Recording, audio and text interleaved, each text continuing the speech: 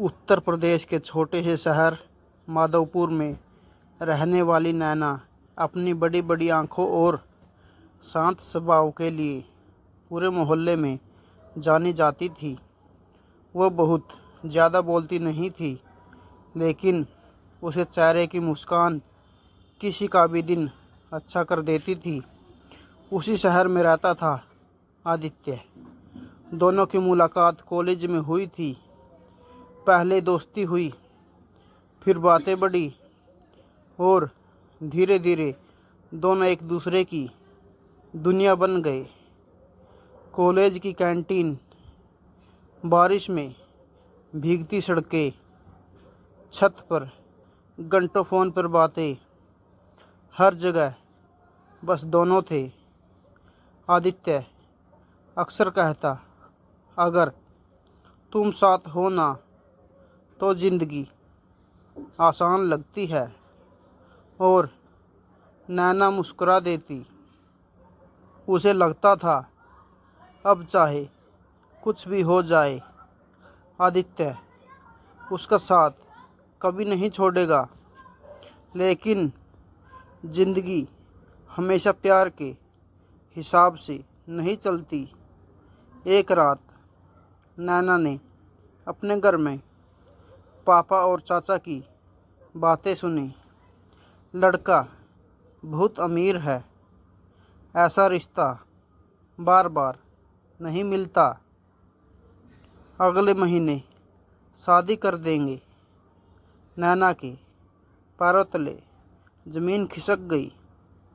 वो रोते हुए माँ के पास गई।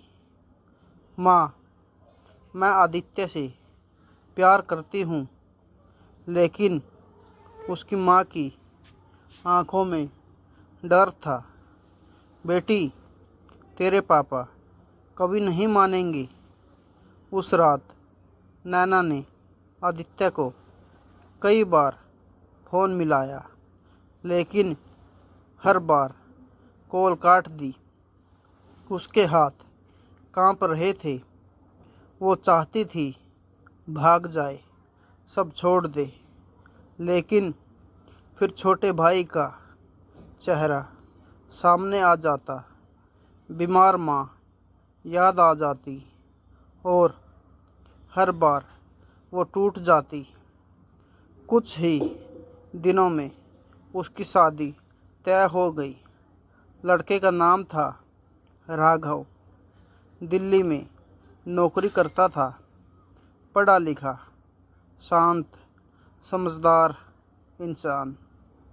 लेकिन नैना के लिए उस समय वो सिर्फ एक मजबूरी था। शादी वाले दिन लाल जोड़े में बैठी नैना की आंखें सूज चुकी थी। सब लोग खुश थे, लेकिन उसके अंदर सब खत्म हो चुका था।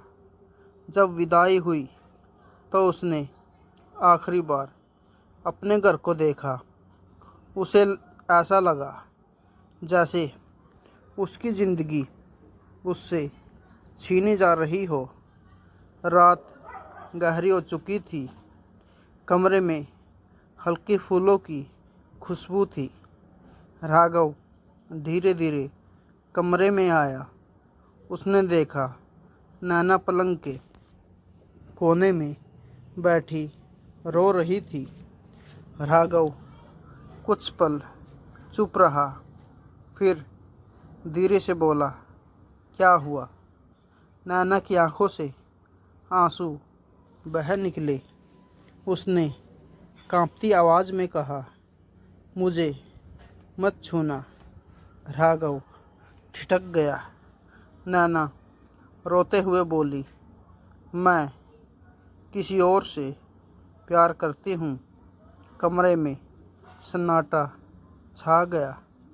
कुछ पल तक सिर्फ घड़ी की टिक टिक सुनाई देती रही।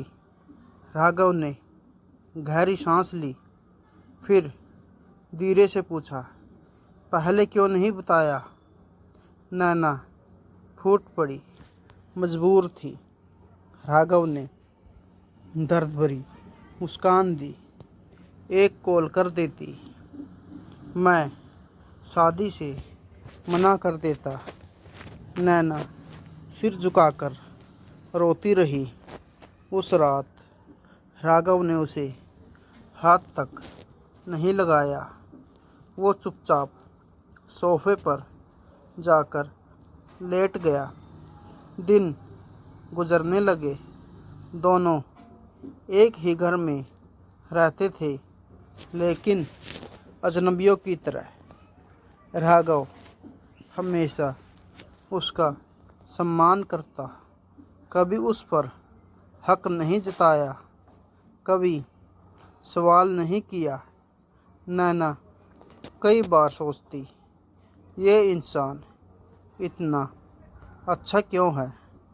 सास ससुर को लगता सब ठीक है, लेकिन कमरे के अंदर दो टूटे हुए लोग रहते थे। एक दिन नैना बीमार पड़ गई। तेज बुखार। पूरी रात राघव उसके सर पर पट्टी रखता रहा, दवा देता रहा। सुबह जब नैना की आँख खुली तो उसने देखा राघव कुर्सी पर बैठे बैठे सो गया था। उसकी आँखों के नीचे काले घेरे थे। उस दिन पहली बार नैना के दिल में हल्की सी चुभन हुई।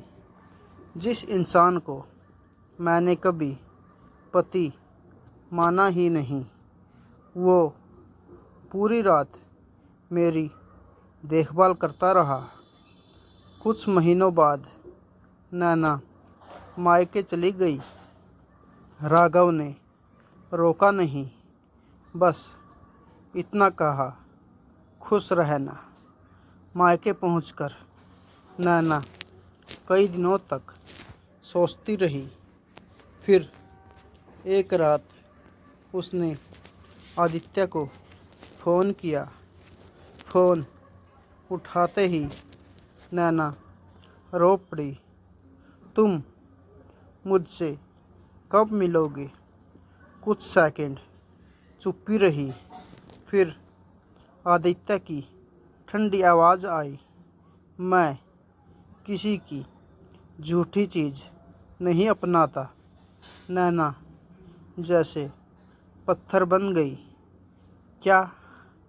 आदित्य बोला, अब तुम किसी और की पत्नी हो चुका था। मैं तुम्हें तुम नहीं अपना सकता। लेट हो गए। नैना की तुम आंखों से आंसू निकाले बह निकले। जाते वो हो।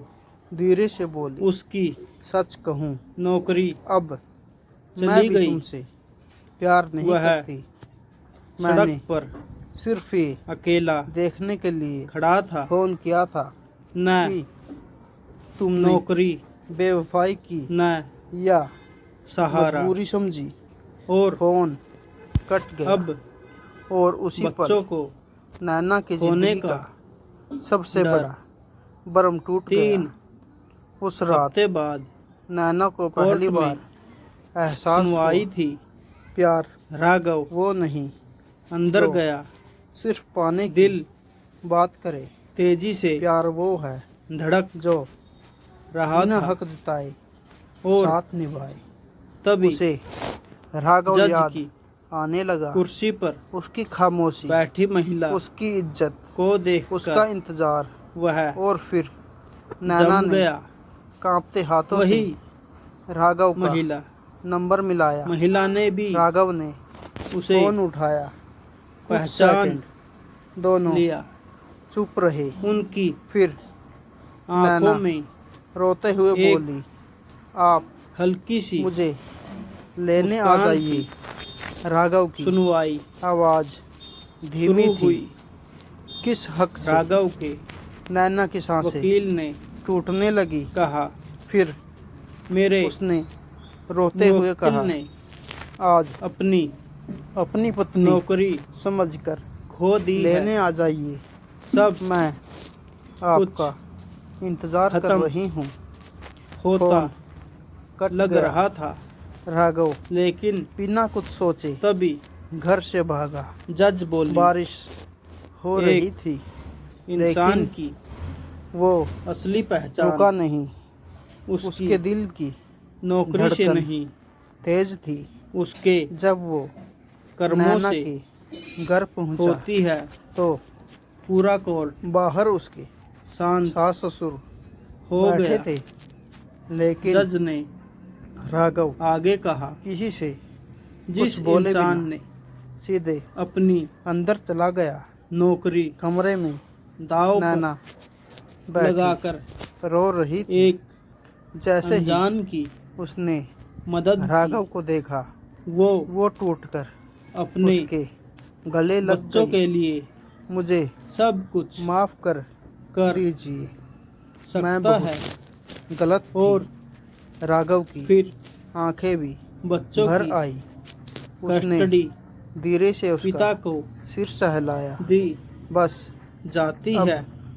और मत राघव रो। उस पल रो पड़ा। दोनों के बीच पहली बार सच में दुनिया रिश्ता बना। वापस घर लौटते वक्त मिल गई। नैना पहली बाहर बार राघव के निकलते कंधे पर सिर वक्त रखकर बैठी जज थी। ने उससे बाहर कहा, बारिश उस दिन हो रही थी, अगर लेकिन तुम अंदर नहीं रुकते दो टूटे हुए दिलों तो को शायद सुकून आज मिल ये चुका फैसला था।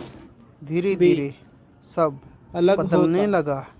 नैना अब राघव सच में मुस्कुराया। मुस्कुराने लगी। राघव भी कभी-कभी अब खुलकर सही हंसने काम लगा।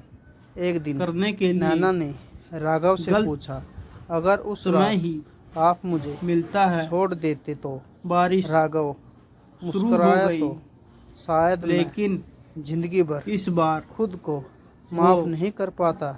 हार की नैना नहीं, की आंखें जीत की। भर आई। कभी बारिश कभी जिसे हम अच्छाई प्यार समझते हैं कभी वो सिर्फ आदत बेकार होती नहीं है, और जाती। जिस इंसान को हम सही काम मजबूरी समझते हैं हमेशा वो हमारी लौट कर जिंदगी का सबसे आता सच्चा है। रिश्ता बन जाता और है। प्यार सिर्फ इंसान की पाने का नाम नहीं है, पहचान सम्मान हर उसके रिश्ते की नींव है। और फैसलों सच्चा से इंसान वही होता होती है। जो टूटकर भी